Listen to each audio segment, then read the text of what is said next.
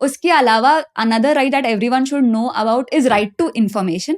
बहुत सारी चीजें बेटर हुई है. Why right to information? क्योंकि हमको लगता है कि अगर मैं, जैसे मैंने आपको मुंबई वाला एग्जाम्पल बताया, तो मुंबई वाले एग्जाम्पल में मुझे क्या पसंद आया कि ऑटो वाले लॉ फॉलो हो रहा है, देयर अ ट्रांसपेरेंट सिस्टम, आपको पता है कि कितना मीटर चल रहा है, तो आपको नहीं पता कि मतलब there is law and order, there is transparency, that is what is required for एकदम आराम से जीने के लिए.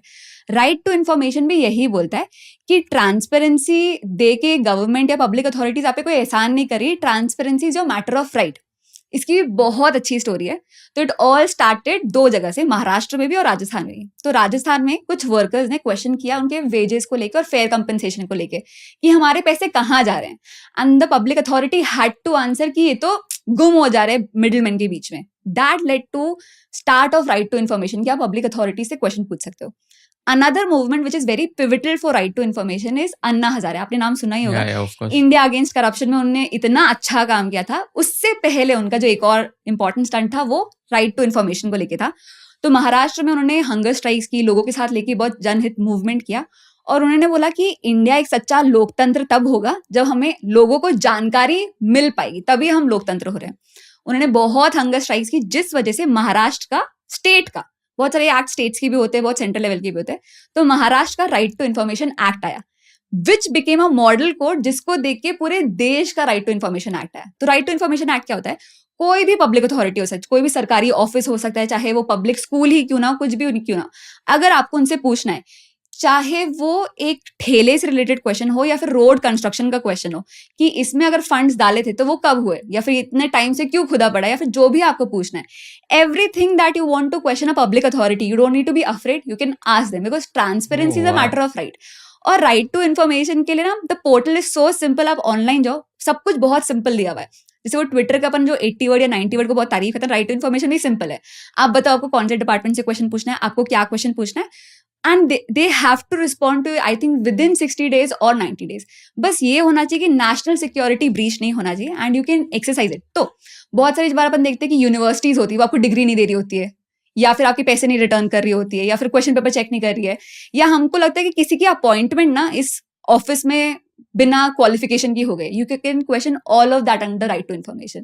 So right to information is another thing that everyone should know. I remember this because जब हमारे CA के एग्जाम्स जब होते थे उसके बाद जो लाइक सर्टिफाइड कॉपीज होती है वो मंगवाने के लिए RTI वाज द एक्ट जहाँ पर हम लोग को सिर्फ 10 रुपीज देने होते थे पर पेपर एंड 10 रुपए देके आप आपकी आंसर शीट भी मंगवा सकते हो and that was because of the RTI right to information. तो अभी जो इतने सारे एग्जाम का डिले चल रहा है, जुडिशरी एग्जाम का डिले चल रहा है या फिर रिजल्ट नहीं आ रहा है, एंड जुडिशरी के लिए अगर कोई प्रिपेयर कर रहा है तो मतलब उसने 3 से 5 से 6 साल लगा दिए अपने जीवन के, और 2-2 साल अगर आप नहीं करते तो अपर एज लिमिट अगर वो इंसान रीच कर जाएगा तो उसका तो पूरा करियर का ग्राफ खत्म. So you can question the authorities कि भाई तुम कब कराओगे, रिजल्ट कब आएगा. अगर कोई भी इंस्टीट्यूशन कुछ भी पब्लिक अथॉरिटी के गैम्बिट में आता है, even the prime minister's office और anything, you can question that. Wow.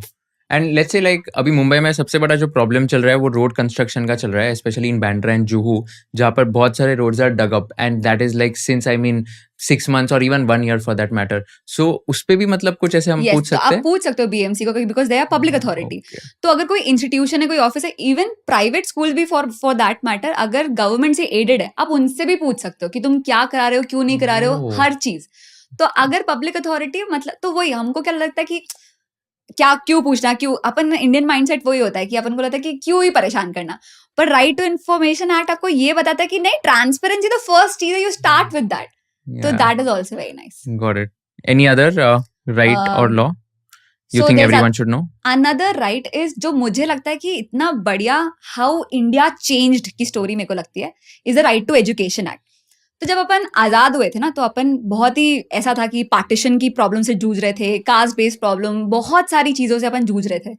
तो बहुत सारा अपन ने प्रायोरिटाइज किया था कि रोटी कपड़ा मकान इज एसेंशियल, तो उसको लेके फंडामेंटल राइट्स बना दिए थे बहुत. तो अपने पास 3 है, फंडामेंटल राइट है, डायरेक्टिव प्रिंसिपल्स और फंडामेंटल ड्यूटी है. ये 3 सेगमेंट कैसे कि बहुत जो एसेंशियल हो गए वो फंडामेंटल राइट, जैसे आर्टिकल 21 हो गया, नो डिस्क्रिमिनेशन, अनटचेबिलिटी, ये सब हटाना है, ये हमने फंडामेंटल राइट की. एक अच्छी सोसाइटी बनाने के लिए हम ये ऐसे स्टार्ट करते हैं. उसके बाद सोचा गया इतने ज्यादा फंड्स तो अपने पास है नहीं, तो कुछ आगे के ड्रीम्स भी सिक्योर किए जाए. तो directive principles of state policy बना दिए कि आगे जाके जब हमारे पास फंड्स आएंगे तो हम इनको भी लाने का ट्राई करेंगे. फिर फंडामेंटल ड्यूटीज भी बनेगी कि सिर्फ सिटीजन के पास सिर्फ राइट्स नहीं होने चाहिए, उनकी कुछ ड्यूटी भी होनी चाहिए, जैसे आपको नेशनल फ्लैग की रिस्पेक्ट करनी, नेशनल एंथम की रिस्पेक्ट करनी, ऐसा 3 सेगमेंट किया गया। तो राइट जो एजुकेशन था was a मियर policy, was right नहीं था, और इसलिए हमने लगा था कि जब हमारे पास बहुत पैसे होंगे तब हम एजुकेशन को as a matter of right बनाएंगे। तो ना बहुत सिक्लिकल हो गया था कि हम एजुकेशन को प्रायोरिटाइज नहीं कर रहे थे और गरीबी चले जा रही थी, और एजुकेशन को प्रायोरिटाइज नहीं कर पाए थे क्योंकि गरीबी चल रही थी। And then in 2002 somewhere someone said कि जब तक हम एजुकेशन को प्रायोरिटाइज नहीं करेंगे ये साइकिल ब्रेक ही नहीं होगा। And that's when right to education act मतलब हट के आर्टिकल 21A बना, which became a fundamental right, जो क्लियरली ये बोलता है कि 6 से 14 साल के बच्चे को फ्री एंड कंपलसरी एजुकेशन मिलेगी। तो समझो कि अगर ये बस्ती वाला एरिया है और बच्चे के आसपास कोई स्कूल नहीं है, तो वो क्या बोलेगा, बहुत दूर जाना पड़ रहा है एंड फिर मैं नहीं जा सकता। तो अगर पास में कोई प्राइवेट स्कूल भी हो, वो प्राइवेट स्कूल को free of cost education provide करनी पड़ेगी, रीइंबर्समेंट स्टेट गवर्नमेंट देगी। तो अब स्टेट गवर्नमेंट को रीइंबर्समेंट ना देना पड़े, इसलिए वो क्या करेगा, वहां पे गवर्नमेंट स्कूल खिलाएगा, और बच्चे को स्कूल पहुंचाने की जिम्मेदारी स्टेट गवर्नमेंट की है। बच्चे की माँ बाप की तो सेकेंडरी हो गई। The state has to ensure कि 6 से 14 साल का हर बच्चे को एजुकेशन मिल रही है। तो इसके अंदर मिड डे मील स्कील सब कुछ कवर होती है। और इसमें ना जो गवर्नमेंट स्कूल्स होते हैं उसमें भी इंश्योर किया गया कि it's not just on paper, records maintain किए जाते हैं कि जो टीचर्स है उनसे आप एजुकेशन का ही काम करवा रहे हो, ऐसा नहीं कि कुछ और काम करवा रहे हो जो सिर्फ ऑन पेपर एग्जिस्ट करती है। तो right to education act is one act जिससे, एंड आर्टिकल 21 है, वन फंडामेंटल राइट, बहुत न्यू है, जिससे मुझे लगता है कि हाँ हमने एजुकेशन को प्रायोरिटाइज किया है। A lot of movements have started because of that. So that's another right that everyone should know. So ये प्राइमरीली जो रूरल एरियाज में जो लोग हैं उनको काफी बेनिफिट होगा, जिसके विसिनिटी में Mumbai is the most spender. मतलब देखो, राइट टू एजुकेशन में ये होता है कि अगर आप प्राइवेट स्कूल में जा रहे हो तो स्टेट को देना पड़ता है। तो अगर हम स्टेट वाइज देखें कि कौन सा स्टेट गवर्नमेंट सबसे ज्यादा रीइंबर्समेंट दे रहा है, that is Mumbai and Maharashtra. तो सबसे ज्यादा यहाँ तो it's not just rural, everywhere. अच्छा, एवरीवेयर। सो मतलब आप बोल रहे हो कि मुंबई में भी अगर कोई है तो वो भी ये बेनिफिट ले सकता है। हाँ 6 to 14 इट्स years नॉट का। Just the vulnerable section of the society, everyone in the age group of 6 to 14 उसको पढ़ना है ही। अब इसमें ये चेंज लाया जा रहा है, सबको बजट कट्स करने होते हैं, तो सब ये कर रहे हैं कि अगर आपके आसपास गवर्नमेंट स्कूल है तो आप पहले प्राइवेट नहीं जाओगे, आपको फिर गवर्नमेंट स्कूल जाना पड़ेगा। If you learned something new from this video, do share it with your friends and subscribe to this channel so that we can bring you the best content possible. Also, if you want to watch this entire episode, click on the link in the description box and you can go to Kushal Lodha YouTube channel and watch the entire podcast episode. Thank you so much for watching this and have an amazing day.